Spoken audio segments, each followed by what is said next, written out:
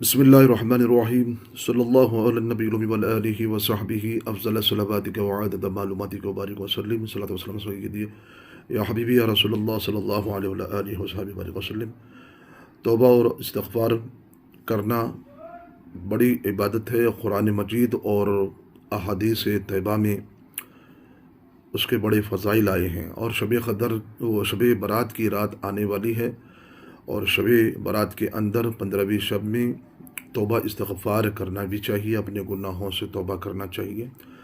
पहली बात, तौबा और इस्तिग़फ़ार के जो मानी हैं यानी कि गुज़िश्ता गुनाहों को छोड़ना, यानी कि इस्तिग़फ़ार यानी कि खुदा से, परवरदिगार आलम से बख्शिश तलब करना है। और तौबा जो है कि गुनाहों को छोड़ने का नाम और रुजू इल्लल्लाह, खुदा की तरफ राग़िब होने का नाम तौबा है। यानी कि गुनाहों को छोड़ना और गुनाहों की लज्जत को तर्क करने का नाम तौबा है और खुदा से बख्शिश तलब करने का इस्तिग़फ़ार है। तो लिहाजा तौबा और इस्तिग़फ़ार ये दोनों हमको करना चाहिए शब बारात की रात में, आइंदा गुनाहों से बचने के लिए कि आइंदा मैं गुनाह न करूँगा।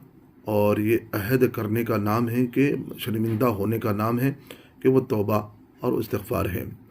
तो लिहाजा हमको चाहिए कि तौबा और इस्तिग़फ़ार करना भी चाहिए और उसके बड़े फ़ज़ाइल भी कुरान और हदीस में आए हैं। कुरान मजीद में अल्लाह रब्बुल इज़्ज़त फरमाते हैं कि वमा कान अल्लाहु मुअज़्ज़िबहुम वहुम यस्तग़फ़िरून, रब ताला उन्हें अज़ाब नहीं देगा जो तौबा और इस्तिग़फ़ार करते हैं। जो तौबा इस्तिग़फ़ार करते हैं परवरदिगार आलम उनको अज़ाब नहीं देता है।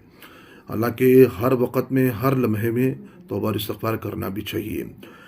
फिर मिशकात शरीफ में बाबुल इस्तिग़फ़ार में रिवायत बुखारी के अंदर भी है, रसूल पाक अलैहिस्सलातु वस्सलाम फरमाते हैं कि मैं रोज़ाना 70 मरतबा इस्तिग़फ़ार पढ़ता हूँ। तो फिर एक दूसरी रिवायत में यह है कि मुस्लिम की, मैं रोज़ाना 100 मरतबा इस्तिग़फ़ार पढ़ता हूँ। तो यानी कि आप सल्लल्लाहु अलैहि वसल्लम मासूम हैं, आपके वजूद मुबारक जिस्म मुबारक में अल्लाह रब्बुल इज़्ज़त ने गुनाहों को पैदा ही नहीं किया है और अल्लाह रब्बुल इज़्ज़त ने आपके अगले और पिछले गुनाहों को माफ़ भी कर दिया। तो गुनाहों का तसव्वुर ही नहीं है, आप मासूम हैं, सिवाय नेकियों के और कुछ आपसे सादिर नहीं होता है। तो लिहाजा रसूल पाक अलैहिस्सलातु वस्सलाम की वो शान है जिनके तुफ़ैल अल्लाह रब्बुल इज़्ज़त हम जैसे गुनाहगारों के गुनाहों को बख्श देता है, जिनके वसीले से, जिनके तुफ़ैल से। आदम अलैहिस्सलातु वस्सलाम की जब तौबा कबूल हुई अल्लाह रब्बुल इज़्ज़त की बारगाह में, जब आपने दुआ की 300 साल के बाद, रसूल पाक अलैहिस्सलातु वस्सलाम के नाम पाक का वसीला पेश करने के बाद अल्लाह रब्बुल इज़्ज़त की तरफ से ये निदा आई कि तुमने नाम मोहम्मद सल्लल्लाहु अलैहि वसल्लम को वसीला बनाकर मेरी बारगाह में दुआ की है कि अल्लाह रब्बुल इज़्ज़त ने, ए आदम, हमने तुम्हारी तौबा को कबूल फरमाया है। हालांकि वो तौबा थी, दरअसल वो बंदों को सिखाना था, बंदों को ये सबक देना था। तो लिहाजा के रसूल पाक अलैहिस्सलाम के सदक़े तौफ़ीक़ से अल्लाह रब्बुल इज़्ज़त ने गुनाहों को माफ़ कर देता है। तो लेकिन मासूम होने के बाद 70 और 100 मरतबा आप तौबा इस्तिग़फ़ार करते हैं, तो फिर हमको भी चाहिए कि गुनाह हो जाने के बाद तौबा और इस्तिग़फ़ार करना चाहिए। लिहाजा रोज़ाना कम से कम 70 या 100 मरतबा हमको इस्तिग़फ़ार करना चाहिए, तौबा भी करना चाहिए। फिर परवरदिगार आलम मुस्लिम शरीफ और मिशकात शरीफ में हदीस पाक में रसूल पाक अलैहिस्सलातु वस्सलाम फरमाते हैं कि जब तौबा करता है तो परवरदिगार आलम उससे खुश होता है। कैसे खुश होता है? अगर कोई शख्स जंगल में हो, उसका तोशा ऊँट गुम हो जाए जंगल में, ये ज़िंदगी से मायूस होकर मरने के लिए लेट जाए, फिर अचानक उसका ऊँट और माए तोशा आ जाए, तो जितनी खुशी उस शख्स को होती है उससे ज़्यादा खुशी रब ताला को बंदे की तौबा से होती है।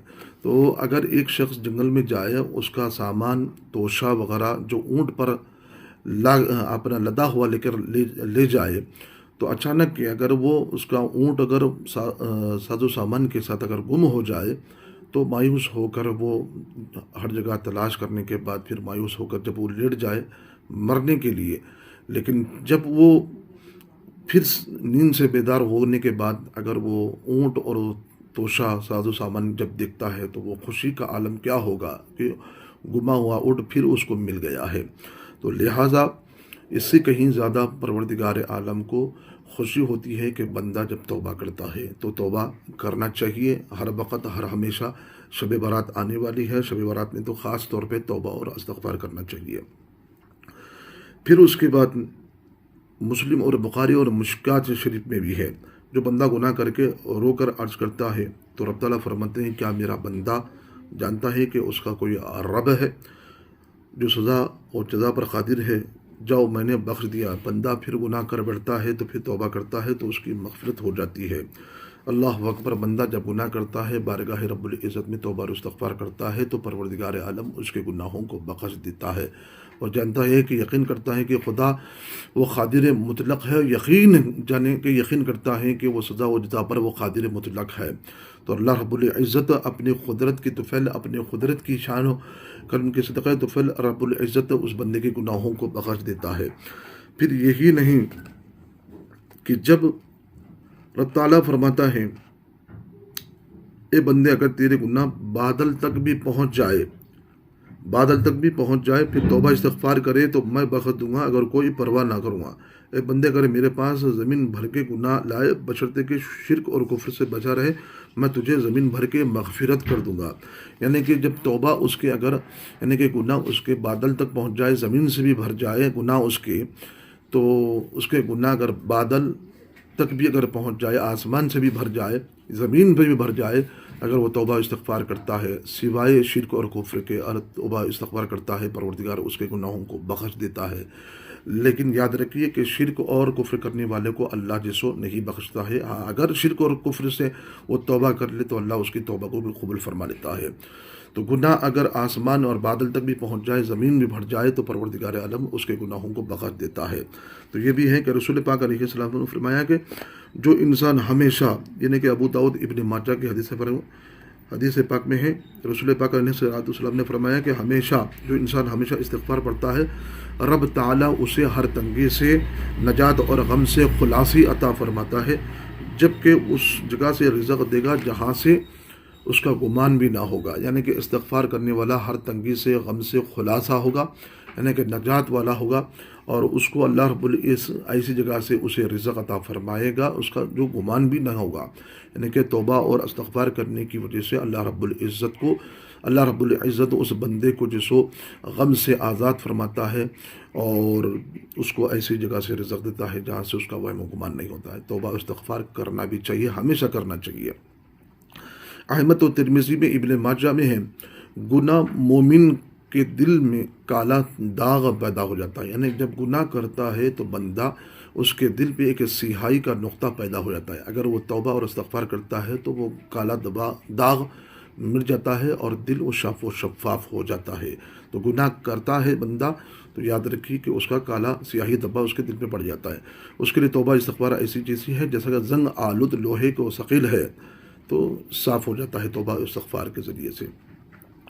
رسول پاک علیہ السلام نے فرمایا ہے، سنن نسائی شریف میں ہے، ابن ماجہ میں ہے، فرمایا آپ نے، وہ شخص جس کے نامہ عمل میں زیادہ توبہ اور استغفار پائی جائے تو اللہ اکبر مبارک ہو۔ یعنی کہ جو ہر ہمیشہ توبہ اور استغفار کرتا ہے، اس کے نامہ عمل میں توبہ اور استغفار زیادہ ہے، اس کے نامہ عمل میں تو مبارک ہے، اس کے لیے برکت ہے، اس کے لیے رحمت ہے، تو زیادہ تر توبہ استغفار کرنا چاہیے۔ رسول پاک علیہ السلام نے فرمایا کہ مومن اپنے گناہ کو مثل پہاڑ کے سمجھتا ہے، لو یا پہاڑ کے نیچے بیٹھا ہے۔ یعنی کہ جب مومن گناہ کو گناہ سمجھتا ہے تو لیکن وہ گناہ کا جو وبال ہوتا ہے اس کو پہاڑ کی طرح نظر آتا ہے، کہیں وہ مجھ پر گر نہ جائے، اور اس پر وہ سمجھتا ہے کہ اس پر گرایا جا رہا ہے۔ اور فاسق جو ہوتا ہے، جو اپنے گناہوں کو ہلکا سمجھتا ہے، گناہ کرنے کے باوجود بھی معمولی سمجھتا ہے، تو اپنے گناہوں کو مکھی کی طرح سمجھتا ہے، بالکل پرواہ نہیں کرتا ہے۔ تو حقیقتاً میں جو مسلمان ہوتا ہے، مومن ہوتا ہے، تو یاد رکھیے کہ وہ مومن اپنے اس گناہ کو پہاڑ کے مانند سمجھتا ہے، کہیں وہ پہاڑ مجھ پر گرایا نہ جا رہا ہو، یعنی کہ مجھ پر گرایا جا رہا ہو۔ اور فاسق اپنے گناہوں کو مکھی کی طرح سمجھتا ہے، بالکل وہ گناہ کرنے کے بعد گناہ کو نہیں سمجھتا ہے بلکہ ہلکے سمجھتا ہے، معمولی سمجھتا ہے۔ اور بحقی اور شعیب الایمان میں، ابن ماجہ میں، رسول پاک علیہ السلام نے فرمایا کہ گناہ سے توبہ کرنے والا ایسا ہے اس نے گناہ ہی نہ کیا ہے۔ تو اللہ اکبر، یہ تمام کے تمام توبہ اور استغفار توبہ اور استغفار کے بارے میں رسول پاک علیہ الصلوۃ والسلام کے مختلف احادیث آپ کے سامنے کی گئی ہیں۔ تمام اوراد و وظائف تاثیریں قرآن کے اندر ثابت ہے، اور توبہ اور استغفار بھی قرآن کے اندر موجود ہے۔ اس لیے کہ ہم کو کثرت کے ساتھ توبہ اور استغفار معافی طلب کرنا چاہیے اللہ کی بارگاہ میں۔ اور یاد رکھیے کہ توبہ اور استغفار کی حقیقت یہ ہے کہ گناہ گار گزشتہ گناہوں پر دل میں شرمندہ ہو، آئندہ بچنے کا عہد کرے، آئندہ میں گناہ نہ کروں گا۔ تو مشکات باب الاستغفار میں ہے کہ توبہ شرمندہ ہونا بھی توبہ ہے، یعنی کہ شرمندہ ہوا گناہ ہو گیا پھر وہ شرمندہ ہوتا ہے، وہ توبہ ہے۔